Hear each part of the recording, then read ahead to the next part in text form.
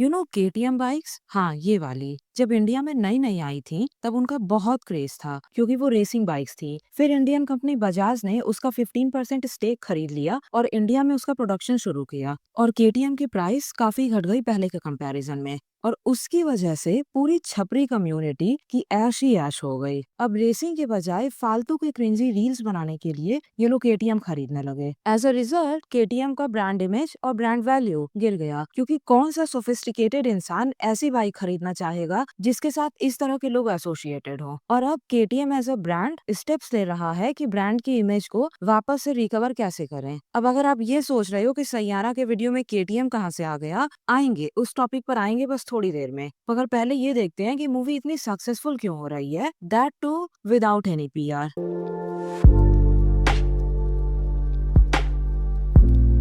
Now, Sayyara is a movie that walks in the footsteps of Aashiki 2 and Sanam Teri Kasam, और इसी की वजह से उसे कंपेयर भी किया जा रहा है खासकर आशिकी 2 से। इस मूवी के बनते वक्त से लेकर ऑलमोस्ट रिलीज होने तक कहीं कोई जिक्र नहीं था। अगर थोड़ा बहुत रहा भी होगा तो आई डोंट थिंक कि जनरल पब्लिक को पता था, और एटलीस्ट आई डिडंट न्यू। अचानक से मूवी आई और वर्ड ऑफ माउथ पब्लिसिटी की वजह से चारों ओर फैल गई। इसके लिए कोई एक्सेसिव पीआर नहीं हुआ था, कोई क्रिंजी कॉलेज ट्रिप्स नहीं हुई थी, लंगड़ी खेलते खेलते डांस नहीं किया जा रहा था और हम्बल बन के मिडिल क्लास दिखाने की कोशिश भी नहीं हो रही थी।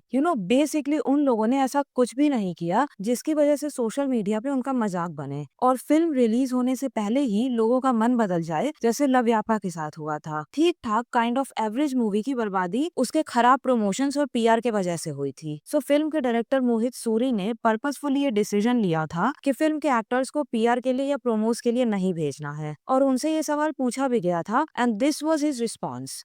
Till they don't have something behind them to talk about, the conversation with people would be who is the prankster on the set, how is it to work with Mohit Suri, and those are redundant answers. I don't think anyone's really bothered about those things. This film is like that. This film is got, it's not got your gimmicks, it's not got, it's just purely made on a honest level. That was actually so wise of him that he didn't turn it into a mockery by overexposing his very young and very privileged actors to general public. क्योंकि interviews में वो जितना भी मुंह खोलते और common public को ये पता चलता कि कितनी आउट ऑफ टच लाइफ है इनकी, स्पेशली आहान पांडे की, उतना ही लोगों को एम्यूनेशन मिल जाता उनकी बोली हुई बातों के बाल की खाल निकालने का और क्रिटिसाइज करने का। Because not all publicity is good publicity. I know कि लोग इसका ऑपोजिट मानते हैं कि all publicity is good publicity, मगर हम लोग देख ही रहे हैं कि ओवर एक्टिव पीआर की वजह से मूवी पर क्या असर पड़ रहा है। तो उससे अच्छा है कि मिस्ट्री मेंटेन रखो। और उनकी जगह मोहित खुद इंटरव्यूज देने गए थे क्योंकि ये मूवी देखने के लिए खुद डायरेक्टर के नाम की वजह से भी लोग आएंगे विदाउट अ डाउट। ऐसे डायरेक्टर जिन्होंने आशिकी 2, एक विलन, हाफ गर्लफ्रेंड, हमारी अधूरी कहानी जैसी मूवीज दी हैं, इंडिया में उनकी अपनी नीश ऑडियंस है पहले से ही, जिन्हें ऐसे ही passionate kind of traumatic love stories पसंद है, और इन ऑडियंस को मूवी देखने आना ही था। इसलिए आई थिंक एक्सट्रीमली यंग और इनएक्सपीरियंस्ड एक्टर्स को इंटरव्यू पे भेजने की बजाय ही took the right decision of being the one to go out and give interviews, क्योंकि उनको ऑलरेडी एस्टैब्लिश्ड फैन बेस है। Another reason is casting. बहुत सारी मूवीज में एक्टर्स मिसकास्ट होते हैं as if they don't even belong in the role, और especially ये नेपो बेबीज के कनेक्शंस की ही वजह से होता है कि directors are kind of forced into taking them. और उसका एग्जांपल है अनन्या पांडे इन केसरी चैप्टर 2, सारा अली खान इन ए वतन मेरे वतन, जानवी इन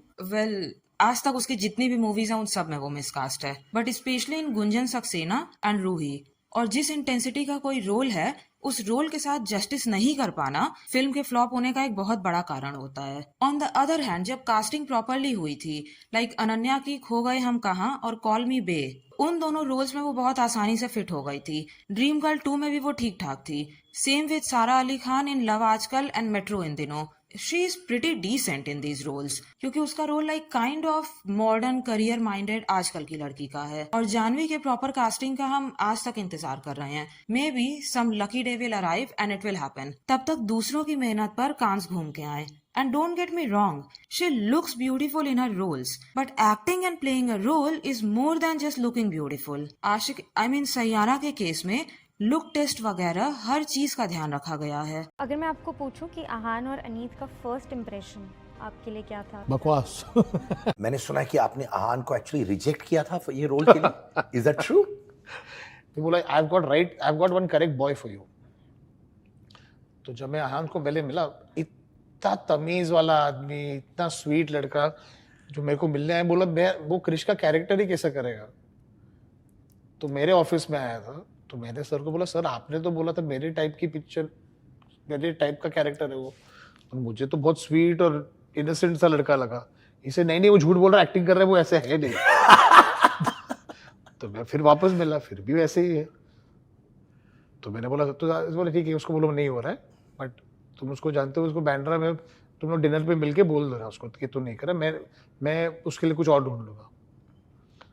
तो मैं फिर उसको मिला, फिर उस रात को हम लोग बैठे, पर suddenly that night turn into something else. और फिर सभी 3 बजे रात को हम लोग पूरे बॉम्बे में घूम रहे थे, एक क्लब में गए, क्लब से दूसरे क्लब में गए, हॉपिंग। और मैं वो करता नहीं हूँ अभी, पर इसके साथ suddenly I saw Krish Kapoor come alive, the character, and I could see by 3 o'clock in the night, I said, यार अगर ये ऐसा कर देगा ना तो ये मेरा, what I realized, Aneet also came to meet me in my office dressed up in something which was completely off my character. And she came with some blow-dried hair and yellow dress, and I was like, what? And the first thing I said is, what are you wearing? Aneet, I must tell you that went disastrously bad when she met me, but it was, I called up Aneet and I said, you guys have a problem, you're thinking I like something. Please come in what you think you are. And she came in a white shirt and jeans the next day, white loose shirt and jeans, and I was like, this is it, this is, if you notice the trailer, there's that kurta and jeans kind of look, her lost and clumsy, and that's what she is. I think there is this huge burden that people think they tell you what you're supposed to be like, and that's not what I think filmmakers are looking for. it took 4 or 5 months to find this girl. Okay. And sorry if I'm not sounding politically correct, but I wanted a young 22-year-old girl who had not done something cosmetologically to Okay. their face or body in today's day and age. It's the kind of role it was. I needed someone who felt real. So like Mohit Suri हमेशा से ही casting में छोटी से छोटी बातों का ध्यान रखते हैं, from looks to intensity to acting to well even cosmetic procedures, everything. उन्होंने यही बाय द वे आशिकी के केस में भी किया था विद श्रद्धा। मुझे याद है जब मैं श्रद्धा कपूर को पहली बार मिला था, उस वक्त उसकी पहली पिक्चर भी नहीं आई थी, और जब मैं उसको मिलने गया था उसके बाल में तेल थे और चश्मा पहन के आई थी, और मराठी में अपनी माँ से बात कर रही थी, शिवांगी आंटी से बात कर रही थी, और वो पिक्चर कभी बनी नहीं। फिर जब आशिकी के दौरान वो मेरे को उसने मुझे फोन किया था कि please I would like to meet you ना। जब मैं उसको मिला था, वो पूरी बाल बना के, अच्छे कपड़े पहन के, मेकअप डाल के मुझे मिली थी। तो मैंने बोला, अरे मैं तो आरोही के लिए वो मराठी चश्मिश और बाल तेल में वाली वो लड़की को ढूंढने आया था, ये कौन है? तो शी से नहीं वो मैं वही हूँ। वो मुझे लगा था क्योंकि उसने तब तक थोड़ा टाइम हो गया था, 2-3 पिक्चरें हो गई थी। तो now see Aashiqui, you realise I was looking for that Maharashtrian girl that was in the character. फिर आते हैं मूवी के गाने पे। मोहित सूरी हमेशा से जाने जाते हैं अपने मूवी के गानों की वजह से, and songs in a movie are like perfume on a woman, it arrives first in a room and a little bit later the lady enters. So just like the perfume, if the songs are good, they are going to do plenty of promotion for the movie. सिर्फ गानों के lyrics, tune, happy या sad music ही नहीं, बल्कि उस गाने में जो पिक्चराइजेशन है, जो स्टोरी टेलिंग है, वो भी ऑडियंस में क्यूरियोसिटी क्रिएट करती है अबाउट द मूवी। मुझे बहुत लोगों ने कहा था, जैसे इस पिक्चर का टाइटल गाना है कि 6.5 मिनट का गाना है, आजकल के एल्गोरिथम में 3.5 मिनट का गाना चलता है, और लोग इतने लंबे लंबे मुखड़े नहीं चाहिए। But I thank Adi sir, I thank Akshay Vedani जो मेरे प्रोड्यूसर है, कि they just let me be. उन्होंने कहा कि तू जैसा अपना म्यूजिक बनाता है वैसे ही बनना, give your music to this new people, and I think that's what's paid back. I think जो सच है ना वो एंड में सुनाई देगा, और कहीं ना कहीं ये फिल्म में भी मैं वही कहने की कोशिश कर रहा हूँ। सो लाइक मोहित के फिल्मों में उनके लिए गाने इतने सेंट्रल होते हैं कि मूवी का नाम भी गाने से ही रिलेट करता हुआ है, and the song is so good luckily that it gives a lot of character to the movie itself, and that's a kind of magic that really deep soulful songs have. वो लोगों को खींच कर theatre तक लाते हैं, and that is what exactly happened with this movie. और फिर इन सब के बाद जब पूरी मूवी फाइनली अच्छी बन के सामने आई है, तो वर्ड ऑफ माउथ पब्लिसिटी तो होनी ही थी, so that worked out very well for Saiyaara as well. But unfortunately यही वर्ड ऑफ माउथ इस मूवी के बेइज्जती भी करवा रही है, इन नमूनों की वजह से, इन निब्बा निब्बियों की वजह से, जो या तो ड्रामे करके और उसे रिकॉर्ड करके सोशल मीडिया पे डालेंगे और उस पे #loverboy, #no one loves you का टैग डालेंगे, या फिर ये सोशल मीडिया के लिए नहीं कर रहे हैं, इनफैक्ट वाकई में इतने अफेक्टेड हैं।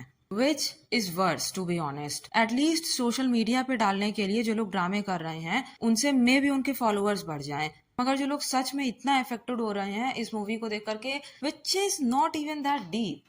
इससे पहले इससे काफी बेहतर मूवीज बन चुकी हैं। तो जो लोग ऐसी मूवी से अफेक्टेड हो रहे हैं जो इतनी डीप है भी नहीं, भगवान ही भला कर सकता है इन लोगों का। और इन्हीं की हरकतों की वजह से इस मूवी का मजाक उड़ना अब शुरू हो गया है। Who wants to go watch a movie जहाँ पे निब्बा निब्बियों की निब्बीगिरी खत्म ही नहीं होती है। This is kind of ruining the image of this movie. अगर किसी को इस मूवी के बारे में ऑलमोस्ट कुछ भी नहीं पता है और इस तरीके की रील्स के थ्रू उनका पहली बार परिचय हुआ है इस मूवी से, देन दे वुड बी ये मूवी शायद इसी तरह के लोगों के लिए है, तो इसे देखने का क्या ही फायदा है। एग्जैक्टली वैसे ही जैसे केटीएम के साथ हुआ, because people started associating KTM with these kinds of people. तो प्रॉपर सोफिस्टिकेटेड लोगों ने उसे खरीदना बंद कर दिया। इसीलिए मैंने इस वीडियो की शुरुआत में केटीएम की बात करी थी, because see the parallels. And I think यही कारण है जिसकी वजह से कुछ लोग अननेसेसरीली सैयारा को हेट कर रहे हैं। I mean there is nothing particularly wrong with the movie, it's fine, kind of like Aashiqui 2, लेकिन ये नमूने, इनकी वजह से the movie is getting hate unfortunately. I literally saw a comment saying, sorry to say, but Pushpa's Chhapri fans are better than Sayyara fans. But unlike KTM, unfortunately इसका कोई solution नहीं है। मूवी के डायरेक्टर या producers ऐसा नहीं कर सकते हैं ना कि इन लोगों को मूवी देखने ना दें ताकि इनकी मूवी इन लोगों के साथ एसोसिएट ही ना हो। So it's kind of an impossible task to achieve. KTM वाले तो अपना प्राइस बढ़ा दिए एंड एज अ रिजल्ट फिर से निब्बा निब्बी उसे और छपरीज खरीद नहीं पा रहे हैं। ये सॉल्यूशन किसी मूवी पे अप्लाई किया ही नहीं जा सकता है, क्योंकि पहली बात मूवीज बहुत छोटे वक्त के लिए थिएटर्स में रहती ही हैं। आप टिकट्स के प्राइस अननेसेसरली बढ़ा नहीं सकते हो। आप किसी के लिए ऐसा रूल नहीं पास कर सकते हो कि निब्बा निब्बीज आपकी मूवी देखने के लिए ना आए। And at the end of the day इनके देखने की वजह से भी प्रोड्यूसर्स की कमाई तो हो ही रही है। So there is no solution to separate Saiyaara and its image from these निब्बा निब्बीज एंड देयर निब्बागिरी, for the lack of better word. So there is just one hope कि नॉर्मल लोग जो ऐसी हरकतें नहीं कर रहे हैं वो लोग मूवी देखने के बाद उसकी वर्ड ऑफ माउथ पब्लिसिटी करें, बिकॉज इतने टाइम के बाद फाइनली कोई मूवी आई है दैट बेसिकली प्रूव्स कि हम लोग नेपो बेबीज को बिना मतलब के हेट नहीं करते हैं। जैसे हमेशा ऑडियंस के ऊपर इल्जाम लगाया जाता है that we are completely out for nepo babies and we just hate them for being nepo. एक सेगमेंट है just is waiting to pounce on the star kids, right? उनको लगता है ये आएगा या ये स्टार किड आएगा और मुझे पाउंस करना है, मुझे ट्रोल करना है, मुझे स्टेटमेंट्स लिखने हैं।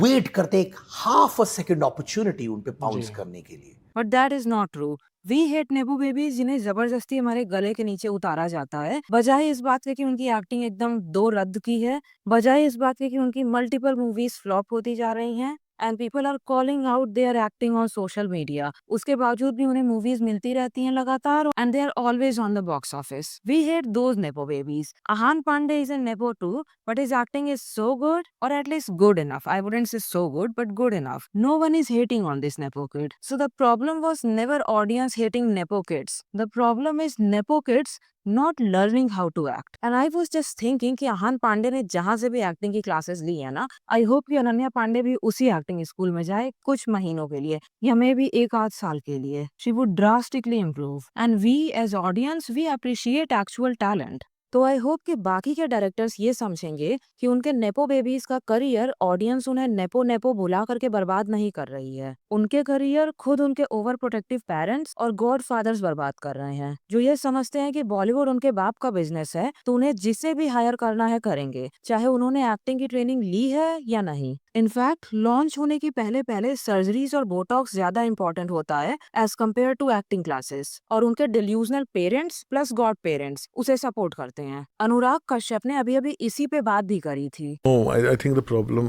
more than the kids actually are much more smarter. The problem is, I think the parents are not letting the kids be or make their choices. That for the sake of safety, the parental thing kicks in that I know better and I will protect my children and I'll turn them into, give them a very successful career, and I think that's where the problem is. They should just let them go out on their own and do things like normal everybody else does, and the kids will be successful. The problem is not with the kids. I think the problem lies with the parents. और बार बार मैंने ये argument सुना है कि ये हमारी movie है, हम जिसे चाहे उसे हायर करेंगे, तो फिर अपनी मूवी है तो खुद को ही दिखा लो ना, अपने ही साउथ बॉम्बे या साउथ दिल्ली के क्लब्स को दिखा लो। ऑडियंस को दिखाने की क्या जरूरत है, क्योंकि ऑडियंस की बात, उनका क्रिटिसिज्म जब आप लोगों को सुनना ही नहीं है तो ऑडियंस को मूवी दिखानी ही क्यों है। अपनी मूवी खुद ही देख लो। द थिंग इज, उन्हें ऑडियंस से बस तारीफ सुननी है। How dare those pesky low life commoners criticise their precious children. And this time people's love for Saiyaara is a proof कि लोग अच्छी एक्टिंग और अच्छी मूवीज का वेट कर रहे हैं to shower their love and cringy reels as well, but mainly love. And maybe the Nepo Brigade and the people who support them will take some lessons from the success of this movie and how it was executed so well. That's all for today's video. If you want to watch similar videos, तो क्रिश कपूर की intensity से ही उस subscribe button को पंच करें। And I'll see you in my next video. Bye bye.